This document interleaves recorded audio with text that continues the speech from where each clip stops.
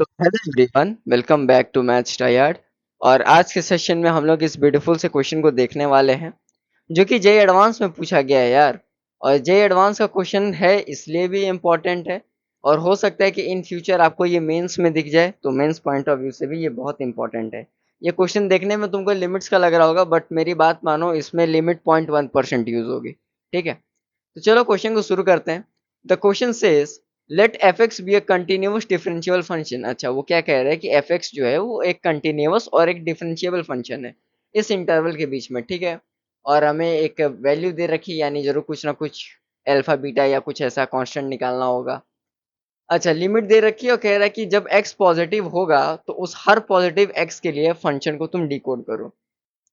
अगर थोड़ा सा भी तुम अगर ध्यान दोगे, अगर थोड़ा सा भी अगर तुम ध्यान दोगे तो तुम्हें ये पता चलेगा कि ये जो लिमिट है ना, इसका फॉर्म है 0/0। इसका फॉर्म क्या है? 0/0। अच्छा, जब 0/0 फॉर्म होता है तो हम लोग क्या करते हैं? हम लोग एल एच रूल को लगाते हैं। यह बात तो सबको क्लियर है, एल एच रूल को लगाते हैं। ठीक है, अब एक बात को सोचो कि क्या हर जगह एल एच रूल लगाना सही होता है? तो सर हाँ भी और ना भी। अगर डिफरेंशिएबल है तो लगा दीजिए, नहीं है तो मत लगाइए। यहाँ पे क्वेश्चन खुद चिल्ला के कह रहा है कि एफ एक्स जो है वो कंटिन्यूअसली डिफरेंशिएबल फंक्शन है, यानी हमें लगता है कि एल एच रूल को लगा देना चाहिए। ठीक है, इतना उससे दिक्कत नहीं होगा, तो चलो एल एच रूल को लगा देते हैं। ठीक है, जब एल एच रूल को लगाएंगे तो हमारे पास क्या होगा? जब एल एच रूल को लगाएंगे, after applying L H rule, तुम्हारे पास यही इक्वेशन क्या बन जाएगा? तुम्हारे पास यही इक्वेशन बन जाएगा, limit limit t tending toward x, t tending toward x, 10 t to the power 9 f of x minus x to the power 10 f dash of t। ठीक है, और इसको डिवाइड कर लेंगे 9t की पावर 8 से। ठीक है, और ये इक्वल टू 1 है। अच्छा, अब तुम ये सोच रहे होगे कि सर ये एल एच रूल में मुझे ना बहुत लोग कंफ्यूज हो जाते हैं कि सर कांस्टेंट किसको मानना है और वेरिएबल किसको मानना है। तो अगर कभी भी इस टाइप का तुमको दिक्कत हो, मैं तुम्हें बता रहा हूँ, देखो लिमिट जो है ना वो एक टी पे लगी है, लिमिट टी पे लगी है, तो टी को तुम वेरिएबल मानोगे और एक्स को तुम कांस्टेंट मानोगे।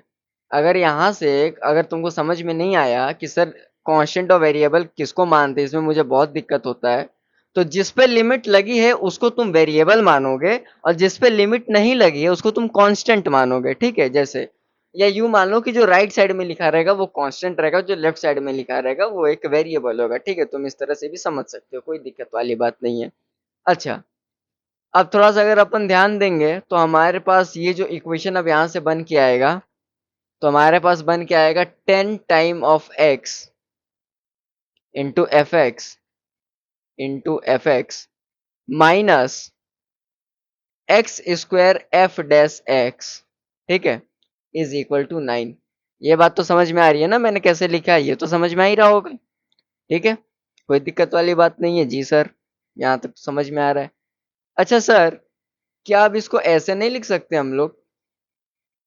मैंने बोला कैसे, तो तुमने बोला सर ऐसे कि ये जो लिखा है इसको हम लोग लिख सकते हैं x square f dash x is equal to 10 time of f x, 10 time of f x minus 9।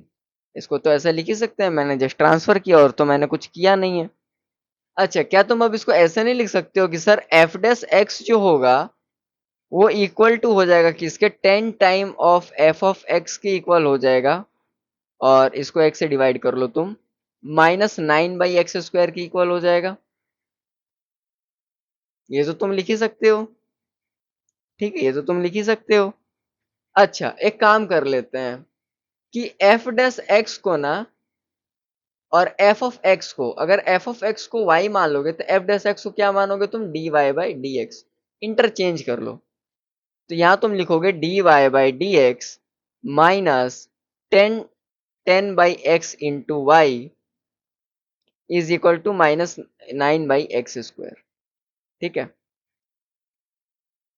ठीक है ना, मैंने जस्ट इंटरचेंज किया। ठीक है, मैंने इसको लीनियर डिफरेंशियल इक्वेशन में चेंज किया, आई डन नथिंग। मैंने बस इस वाले पोर्शन को ना बस इधर शिफ्ट किया है। ठीक है, मैंने ऐसा कोई रॉकेट साइंस नहीं किया है, ये सोचो सर ये माइनस कहाँ से आ गया, ठीक है। और वो जो तुम 9/x² सोच रहे हो ना, मैंने वो डिफरेंशियल इक्वेशन फॉर्म में करने के लिए पूरे इक्वेशन को डिवाइड किया, that's nothing I have done. Okay ठीक है, यहाँ तक तो समझ में आ गया सर, यहाँ तक तो समझ में आ गया है। अब सोचना सर ये है कि अब इसका इंटीग्रेटिंग फैक्टर निकालना होगा, अब इसका हमें इंटीग्रेटिंग फैक्टर निकालना होगा। तो मैं 2 मिनट का तुम्हें समय दे रहा हूं, मुझे कमेंट करो कि इसका इंटीग्रेटिंग फैक्टर क्या होगा, ठीक है। बहुत लोग ना लीनियर डिफरेंशियल इक्वेशन में ये इंटीग्रेटिंग फैक्टर भूल जाते हैं, उनको खुद ही याद नहीं होता है कि ये इंटीग्रेटिंग फैक्टर निकालते कैसे हैं, ठीक है। मैं बताऊंगा, लेकिन मैं तुम्हें कुछ समय दे रहा हूँ, तुम इसको कमेंट करो यहाँ तक। अगर तुम बेसिकली अगर यहाँ तक पहुंच चुके हो तो तुम इसको कमेंट करो कि सर ये इंटीग्रेटिंग फैक्टर इसका ये है, मैं भी तो थोड़ा देखूं भाई कुछ लोग भूल तो नहीं गए हैं, ठीक है। बाकी मैं तो तुम्हें निकालना सिखाऊंगा ही। अच्छा, होप कि तुम लोगों ने निकाल लिया होगा। तो इंटीग्रेटिंग फैक्टर निकालने के लिए हम लोग क्या करते हैं, ई करते हैं और उसका इंटीग्रल चढ़ा देते हैं। इंटीग्रल में क्या लिखेंगे, यहाँ पे -10/x लिखेंगे, ये वाली चीज लिखते हैं, ठीक है। तो -10/x इंटू डी एक्स, ठीक है। कोई दिक्कत नहीं है जी सर, कोई दिक्कत नहीं है। यानी सर यहाँ से क्या लिखेंगे हम लोग, सर हम लोग यहाँ से लिखेंगे e⁻−10 ln x, ठीक है। यानी कि सर ये किसके इक्वल होगा, 1/x⁻10 का। यहाँ तक बात क्लियर है जी सर, यहाँ तक बात हमारी क्लियर है। तो यहाँ तक तो कोई दिक्कत नहीं है तुम लोगों को, यहाँ तक तो कोई दिक्कत नहीं है। अच्छा, लीनियर डिफरेंशियल इक्वेशन का एक जनरल फॉर्म होता है, लीनियर डिफरेंशियल इक्वेशन का एक जनरल फॉर्म होता है, क्या होता है, y times of integrating factor is equal to integral of q x multiply by integrating factor into d x, या इंटू यहाँ से ना इसको dx कर दो, ठीक है, इंटू dx। तो कोई दिक्कत नहीं है जी सर, कोई दिक्कत नहीं है, कोई दिक्कत नहीं है सर। ये क्या है, ये लीनियर डिफरेंशियल इक्वेशन का फॉर्म है, ये लीनियर डिफरेंशियल इक्वेशन का ना फॉर्म है। तो कोई दिक्कत नहीं है जी सर, कोई दिक्कत नहीं है। अच्छा, जब कोई दिक्कत नहीं है तो अब वैल्यूज को सब्स्टिट्यूट कर देते हैं, हमें क्या दिक्कत होगी जब इसे ही कोई दिक्कत नहीं है तो। y times of integrating factor क्या है हमारा, 1/x⁻10, 1/x⁻10, ठीक है। और qx क्या होता है, देखो qx क्या होता है, qx ये वाला पार्ट होता है भाई। लीनियर डिफरेंशियल इक्वेशन इसी फॉर्म में होना होता है, इसको कई मॉड्यूल्स में देखोगे तो px लिखा रहता है, इसको कई मॉड्यूल में देखोगे तो q ऑफ x लिखा रहता है, ठीक है। कहीं hx भी लिखा रहता है, gx भी लिखा रहता है, कोई अंतर नहीं है भाई, कोई अंतर नहीं है, ठीक है। गंगाधरी शक्तिमान है, तो अगर तुम बोलो ना सर हमारे में तो hx लिखा था, कोई दिक्कत नहीं है भाई, गंगाधरी शक्तिमान है, ठीक है। सो y times of 1/x⁻10 and it will be integral of -9/x² times of 1/x⁻10। यहाँ तक तो कोई दिक्कत नहीं है, इंटू dx लगा दो यहाँ पे। जी सर, यहाँ तक तो कोई दिक्कत नहीं है।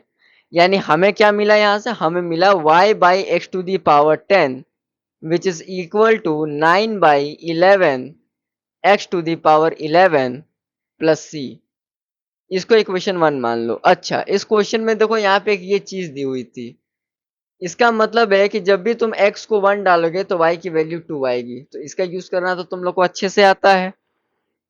तो जब भी तुम यहाँ पे x को 1 डालोगे, x को 1 था ही ना यार, वो x को 1 डालोगे तो y 2 आ जाएगा। यानी दिस इम्प्लाइज कि यहाँ पे कांस्टेंट ऑफ इंटीग्रेशन तुम्हारा क्या होगा, कांस्टेंट ऑफ इंटीग्रेशन तुम्हारा 13/11 हो जाएगा, ठीक है। तुम डाल के देख लेना यार, उतना मतलब सॉल्व करा के क्या ही देखोगे, ठीक है। अच्छा, तो अब एफ ऑफ एक्स तुम्हारा क्या आ गया, कुछ नहीं सर, वहां पे बस कांस्टेंट ऑफ इंटीग्रेशन पटक देंगे तो इक्वल टू हो जाएगा 9/11x प्लस 13/11 इंटू x⁻10। यही तुम्हारा इस क्वेश्चन का आंसर है। देखो बहुत ही प्यारा सा सवाल था, जो कि ऑप्शन नंबर बी है। ये सवाल मेंस में आ सकता है, मैं बता रहा हूँ कि ये मेंस वालों का कभी भी फेवरेट बन सकता है, ये सवाल मेंस में आने लायक है, ठीक है। क्योंकि एनटीए वाले कुछ नहीं करते हैं, वो एडवांस के पीवाईक्यू को चुराते हैं, थोड़ा बहुत मिक्स करते हैं, या कभी कभार तो मिक्स भी नहीं करते हैं, ठीक है। मेरे अगर वीडियो पसंद आता है तो वीडियो को लाइक करो, शेयर करो, सब्सक्राइब करो। नहीं जुड़े हो तो मेरे टेलीग्राम चैनल से जुड़ जाओ, लिंक उसका तुमको मेरे चैनल के बायो में मिल जाएगा। और जे मेन जे एडवांस लेवल के क्वेश्चन को अपन सॉल्व करते हैं, ओलंपियाड लेवल के क्वेश्चन भी हमने सॉल्व कर रखे हैं अपने चैनल पे, तुम देख सकते हो, ठीक है। थोड़े बहुत हायर मैथमेटिक्स जैसे पुटनम और एशियन पैसिफिक मैथमेटिक्स ओलंपियाड हमने सॉल्व कर रखे हैं, brain twisting question smart technique और ब्यूटीफुल लॉजिक के साथ करना है तो मैथ्स ट्राई हार्ड पे बने रहना है। Till then keep learning and keep exploring. Bye bye.